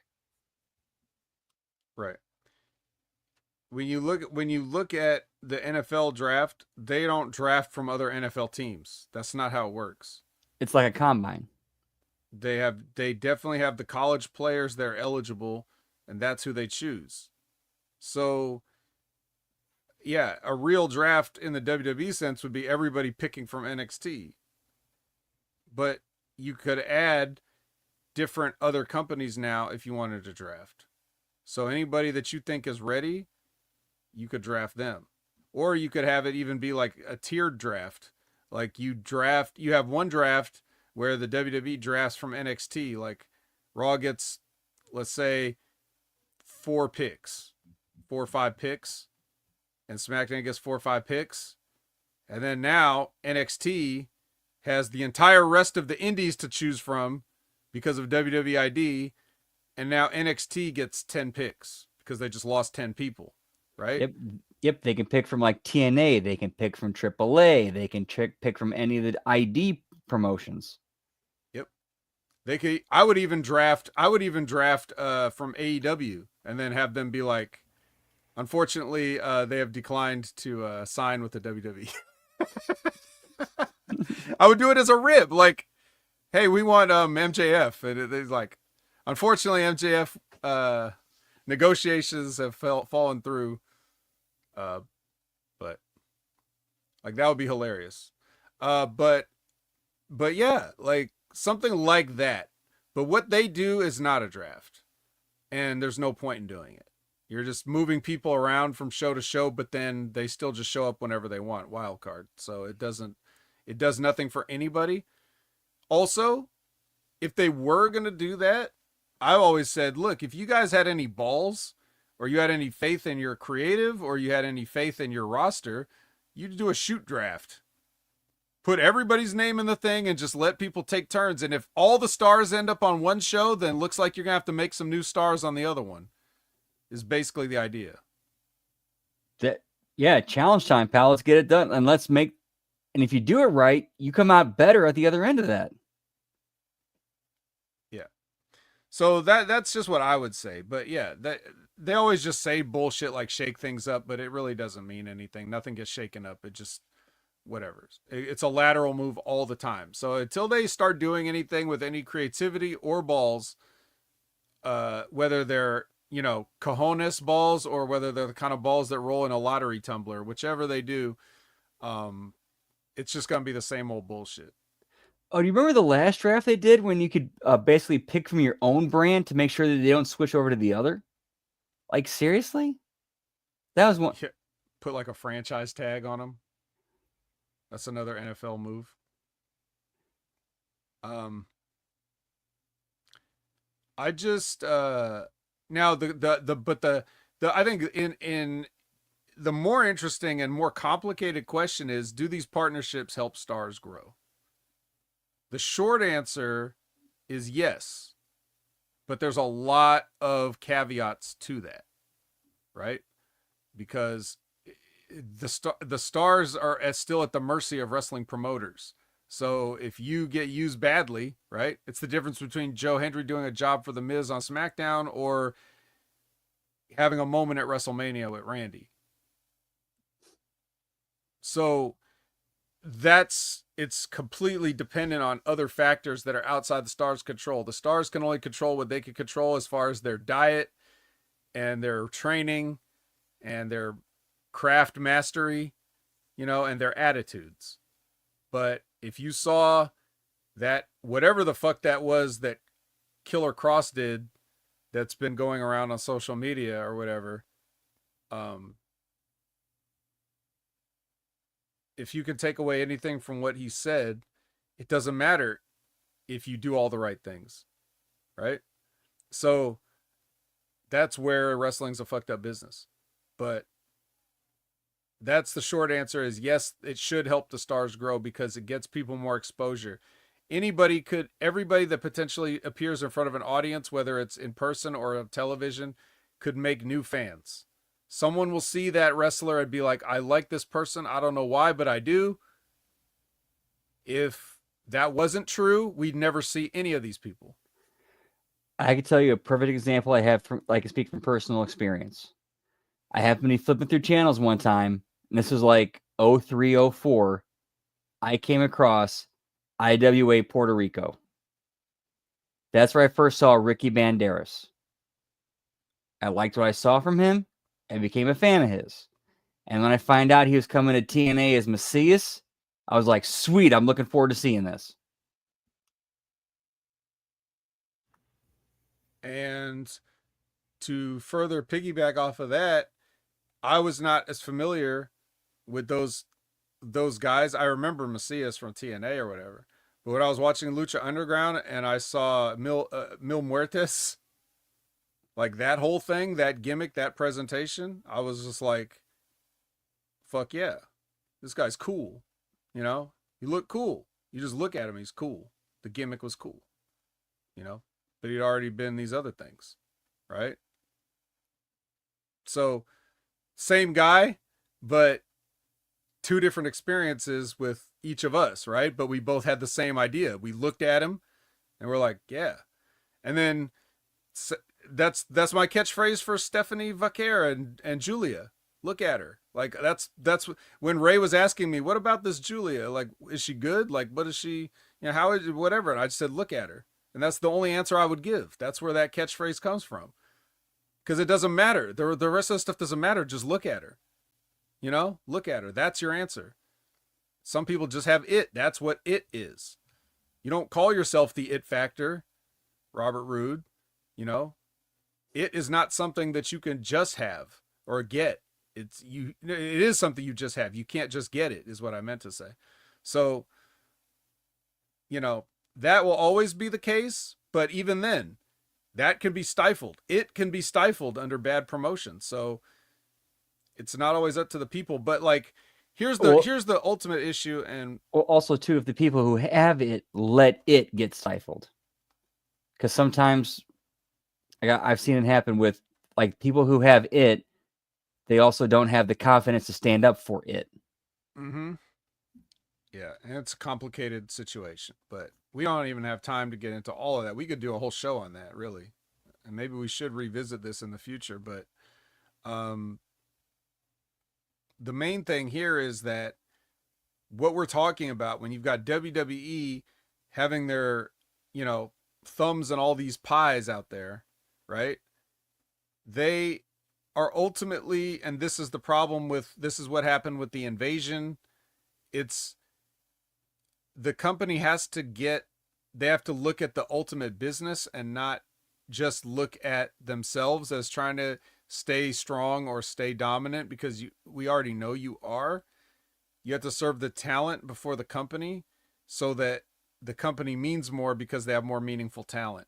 You can't play chess against yourself. If you've ever tried playing chess against yourself, the reason it doesn't work for you to play both sides of the board is because inevitably, no matter how you start the game, you have to let yourself win. Or you end up beating yourself. You have to let yourself win because you already know every move that you're going to make. So, in order to make a bad move, you have to know it's bad before you do it so that you can take advantage of it from the other side. You can't fool yourself. You can't play chess against yourself. If you're a WWE and you're trying to, you're like, oh, we got these partnerships or whatever, and we're sending talent, you have to make the best decision. But if that best decision is always my company goes over, it's not going to work. That's what AEW is doing right now. They got a partnership with CMLL. CMLL guys on AEW TV, sorry, I don't like it. I don't like the way they've been treated. But it's no different than most companies treat outside talent that they bring in. They bring them in to get people to go over on them. I don't think that helps anything. So it just ends up being like, well, if you're coming to my promotion, our promotion's going over. If we're bringing you in, we're going over. And that's just, you see that with the TNA. Like, they beat Jakara Jackson on this pre-show or whatever because she's there. If they were in NXT, Jakara Jackson would have won that match. So, like, what are we doing? We're just lateral canceling each other out. Nobody's getting over.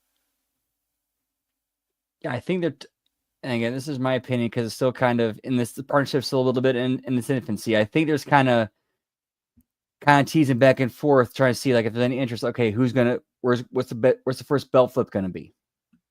Mm-hmm. Yeah, and it's just you could already see it happening, that they're not ready. Again, like, we keep going back to the Joe Hendry thing. Like, if Joe Hendry had done that thing that they originally pitched, what is that? What does that do for Joe Hendry? You're damn right we declined that. They were right to decline it. TNA was right to decline it. But but that's what I'm talking about. It's like you're not looking at the business. You're not looking at the real business. You're just stuck in the same old ways, just like Brandon was saying earlier. You can't be like that. We have to evolve now because the situation's different. It's different. There's a clear winner. There's no competition anymore. So now, when you're number one, what do? You have to do whatever you can to stay, like, to bring everybody else, so being number one means more. Here's a theory. Here's a theory I've had for several years now, at least ever since NXT UK was announced. I think Triple H has had the ambition to surpass Vince McMahon and do what he did to the territories, but on a global scale. I don't agree with that. Not quite what Vince did, but more like much more personable business. If Vince had done the right thing, is what you're saying. If Vince had done the right thing. Yes. I think Triple H wants WWE to really be the world wrestling entertainment. I think that's what he would want to do. Like, basically bring like AAA, or as heavily rumored, especially with The Rock wearing that t-shirt, New Japan and the stuff over in Europe and in the UK. Bring that like under the WWE TKO umbrella, but at the same time let it operate independently, because he recognizes, well, that's what made it work. It's just now under our roof. Yep. Yeah, a lot of interesting food for thought. We have no choice but to sit back and see how it plays out. But thank you guys for sitting with us and watching how this played out. I appreciate you. We'll get on back to the Raw watch along, I suppose, after this. Yep. And I think we left off where Io Sky was about to do her promo. ooh, Io Sky promo. All right, I'm definitely in. All right, so with that, after the watch along, where can the people find you? Let's see. Tomorrow night we got a late start NXT watch along, and Wednesday the AEW Dynamite watch along, followed up by Twitch.tv/LG Brandon Whoop Whoop, which we do every Wednesday and sporadically throughout the week. And then Thursday the TNA Impact watch along, Friday SmackDown, and Saturday we're going to do HMG After Dark, and then Sunday will be TNA Rebellion. TNA Rebellion. Wonder if I can make that. I will send you a link, sir. Well, as for me, you can follow me at Opinion However everywhere. You know, all the HMG places. Of course, every Wednesday, Next Level Wrestling Review, Big Ray Hernandez, 8 a.m. Pacific, 11 a.m. Eastern. Every Sunday, Jimmy T, 8 a.m. Pacific, 11 a.m. Eastern for Directage. You got, of course, you know about Mondays. And then, of course, you have Wrestling with Rip Rogers every Concrete, whatever. They're back. Von Lilas and Rip are back. They had a new episode this past Friday. It went amazingly. It was great. If you want to check out Stevie Richards every Friday, dropping new content, new Stevie Richards show every Friday, please go check out Stevie Richards. Check out Limpin' Ain't Easy with Timmy Baltimore. Steadily climbing in the subscriber numbers, but I'm sure, as the great Mr. Burns would say, I'd trade it all for a little bit more. So definitely go check out Timmy if you haven't been. Great content from Timmy. And that kind of just about wraps everything up for us. So unless Brandon has anything else for him, I am the vet and I don't have a sign-off line. Whoop Whoop will be back in about 10 minutes for the Raw watch along. Give you guys a little bit of time to get something to eat, take a bathroom break, go outside, get something to drink, whatever you need to do. Whoop whoop. We'll see you then, pal. Yeet.